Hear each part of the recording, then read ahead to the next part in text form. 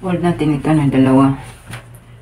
Tapos ito, align natin 12.5. Tapos dito hanggang dito.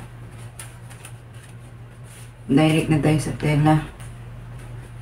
So, andito sa taas, gawa tayo ng straight line. Ito, pwede na to straight line sa pinakadulo. So, yung sukat ng blouse is 25.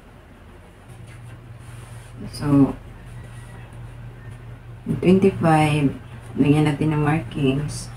Plus allowance, gawin natin 26.5. Ganun din dito. 26.5. 1 inch lang yung allowance natin dito sa baba. Yung half inch allowance dito natin yan sa taas.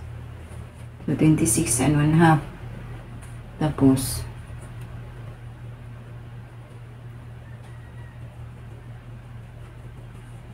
yung bust point natin is 11.5. Markings natin dyan.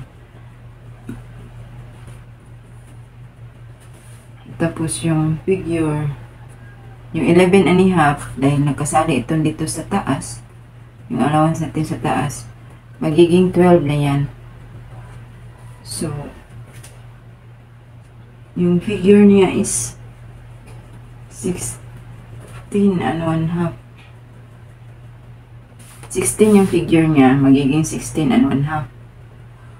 Tapos baba tayo ng 1 inch. Sukat ng bust is 42. So, 10.5 yung 1/4. Plus 1/2, magiging 11 yan. Tapos dito sa waistline, 39. 39 magiging 9 3/4. Kasi 1/4 ng 39. Plus 1 inch, 10 3/4. 1 inch allowance sa gilid. Ito rin dito, 1 inch. And sa hips, baba tayo ng 7. Tulad na dati nating ginagawa. Ito, sinasanay ko kayo na diretso lang sa tela. So, yung hips niya is 44. 1/4 ng 44 is 11. 11 plus 1/2. Magiging 11.5. Tapos 1 inch allowance.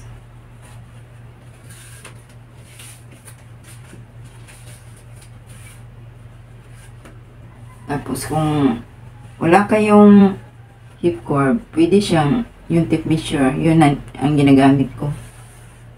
Stretch na ng pataas. Tapos ito, i-curve mo na lang siya ng kunti. Yung ganito sa tape measure. Kailangan, kung wala kang mga gamit, marunong kang mag-discarte, pero meron akong hip curve. Kaya lang, pinakita ko sa inyo ngayon kung paano mag-discarte kung wala kang gamit. Ito sa baba, additional tayo ng half inch para sa may tiyan. Dito, kung wala kang hip curve, pwede mo lang siyang iliad konti yung tape measure. Yan. Para meron ka ng curve.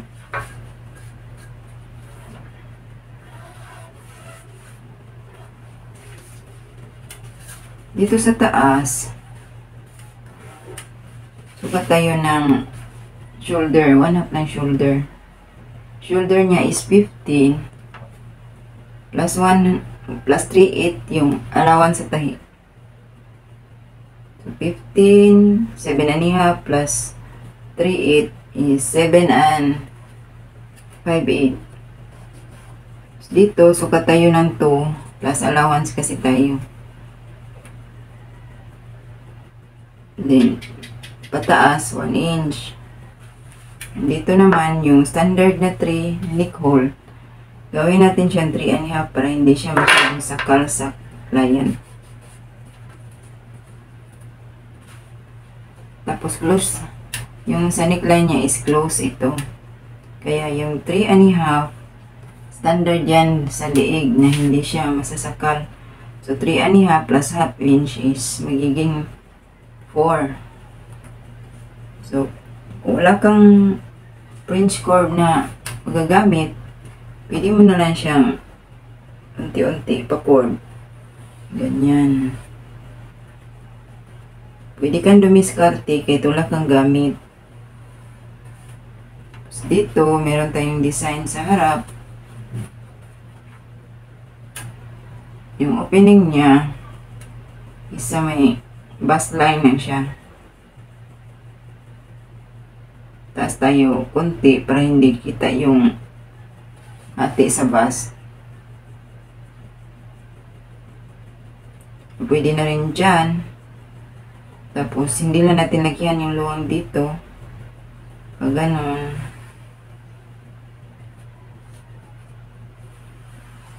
Ayan. Ito maliit lang kasi align na siya sa bust. Dito sa pangalawang curve, laki-lakihan natin.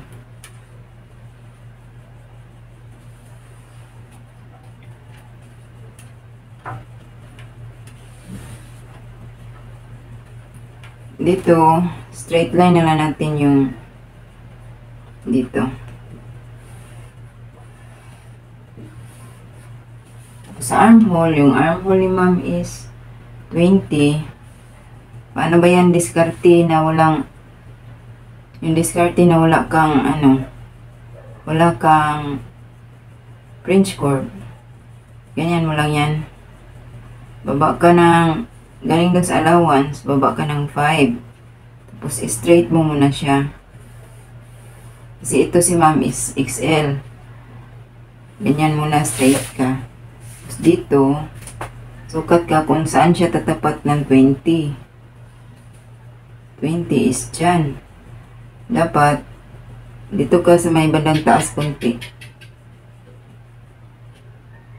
Dyan. Dyan ka mag-curve. So, ang gagawin mo dyan, dahan-dahan mo lang siyang i-curve. Yan.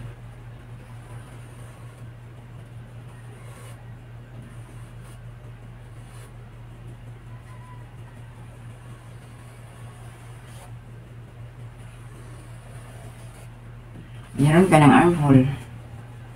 Tapos, sukatin mo ulit.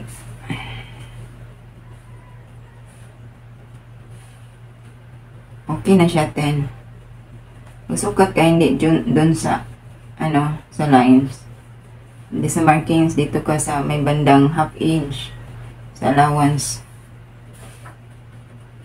So, yan, meron ka ng pattern. Tapos, ikat na lang natin.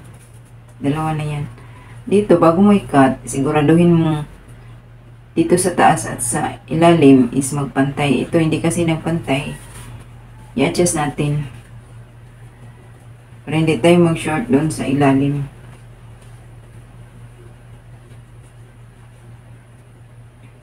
Pin muna natin siya. Yung sa likuran, standard ng likuran is half inch talaga. Tapos bawas, magiging 1 inch na siya. Pero pwede natin siyang laliman konti para sa opening dito sa may bust, hindi siya masyadong sakal. Gawin natin siyang 1 1/2. So, pakunti. Curve, pataas. Ganyan lang ang diskarte kapag wala kang ginagamit na mga tools.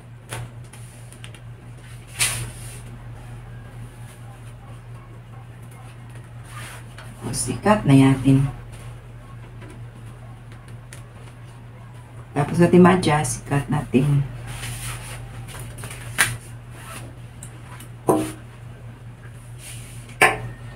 Kikitaan mo naman yan kung straight lang yan ang may curve. Tapos i-adjust mo rin pagka nag-cut ka na.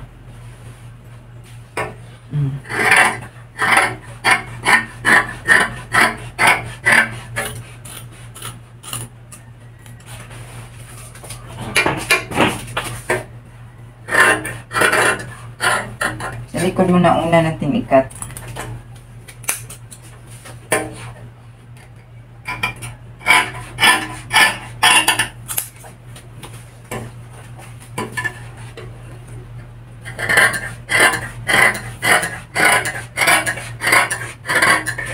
Yung sa harap, bawasan na natin para ma-form yung sa harap.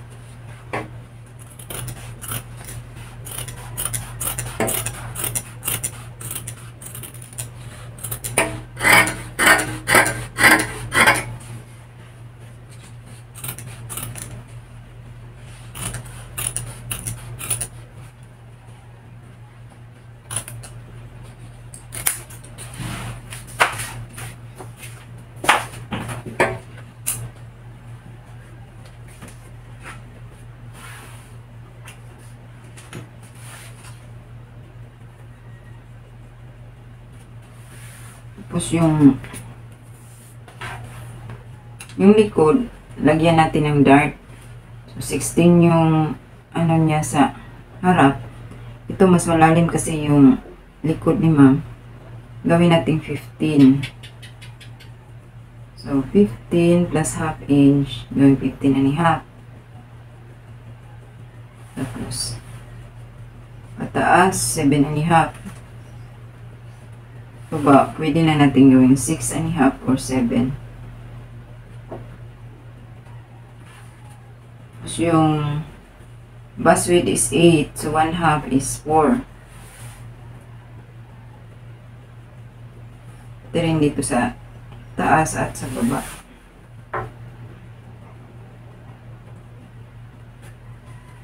Tapos,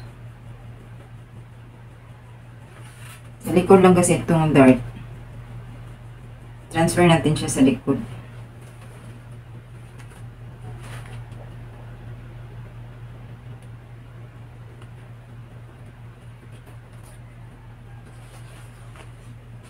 Ang pangalawang panel, ito yung sa likod. So, ganyan na natin siya.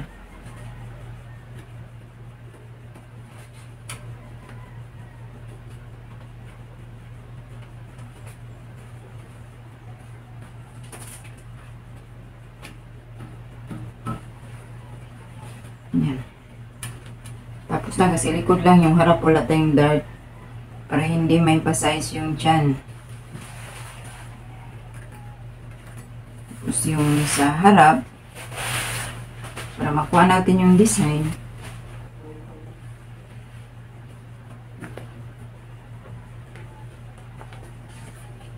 pin natin siya.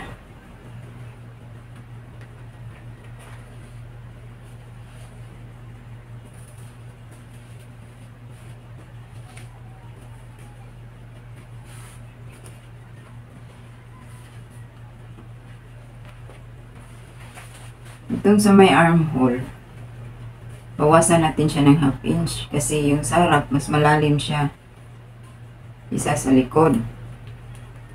Ang gagawin natin, curve tayo pa kunti, ganyan, tapos sa baba, yan, bawasan natin ng half inch.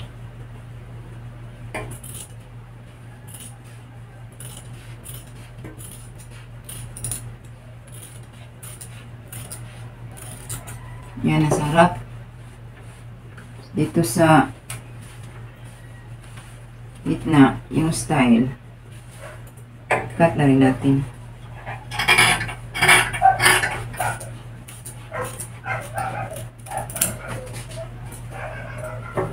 Para may isa yung style niya. Saka dun sa lining, pwede nating yan. Meron siyang lining.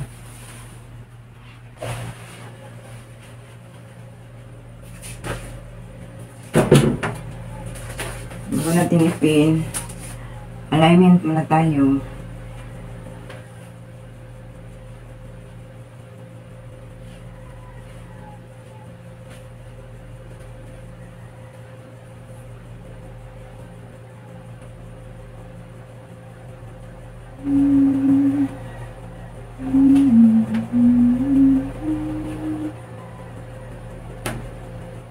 Pin 13 and 1/4 dito, ganun din siya sa taas.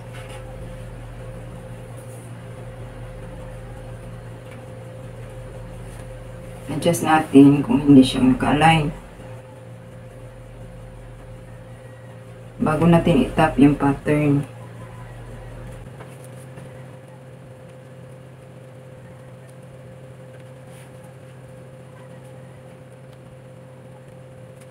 Ito sa gitna, sure natin na naka-align din siya. So, align na siya. Tap muna natin kung pantay yung lining saka yung sa taas. Yan, pantay na siya. Wala na tayong pin. So, cut na natin ito.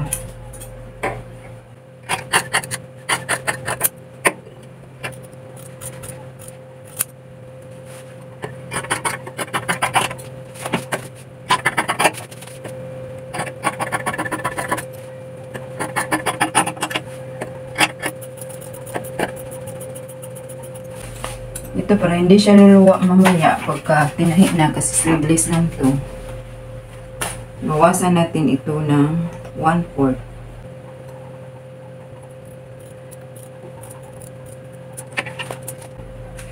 Dapat yung sa ilalim nakatago yan pag may lining. So, ulitan natin siya ng 1/4.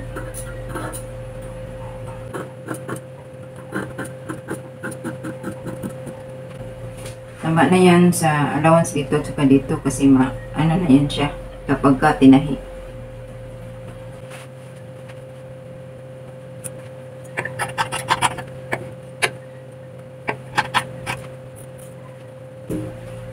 Mamaya natin ito ibawas yung sa ilalim. Ipo-fold na natin para hindi siya maglungkot sa ilalim. Cut din tayo ng lining sa likod.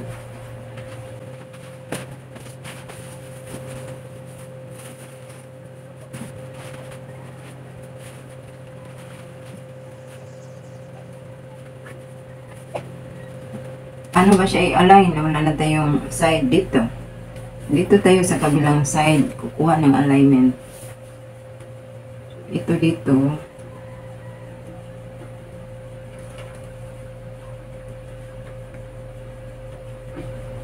$20. Pin muna natin.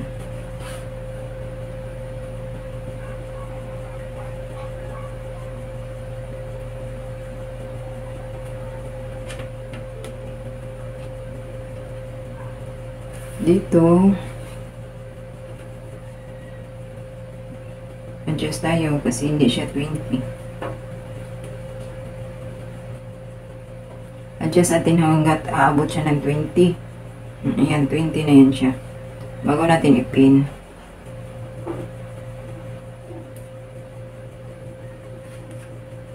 Wag kayong mag-cut kapag hindi align yung cloth. Kasi hindi yan maganda ang result.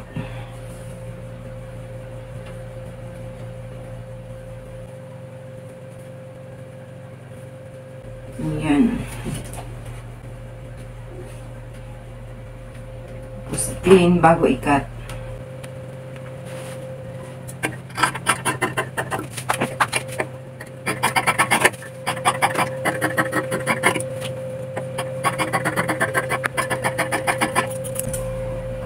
Tapos dito, bawas din tayo ng 1/4.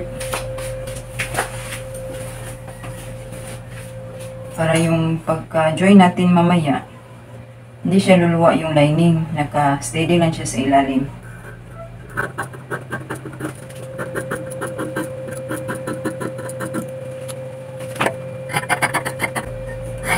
Pagka-attach natin sa lining sa ilalim dito sa ilalim, dapat naka-fold yan siya sa ilalim para hindi siya mag-agawan ng space.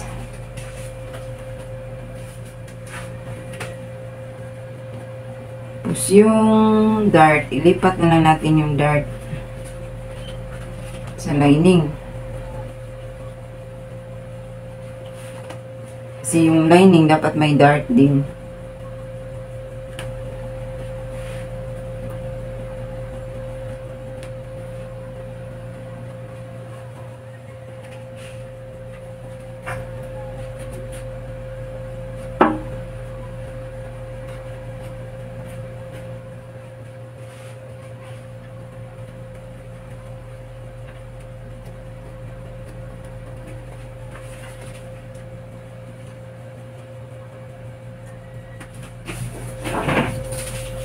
Yan, tapos na.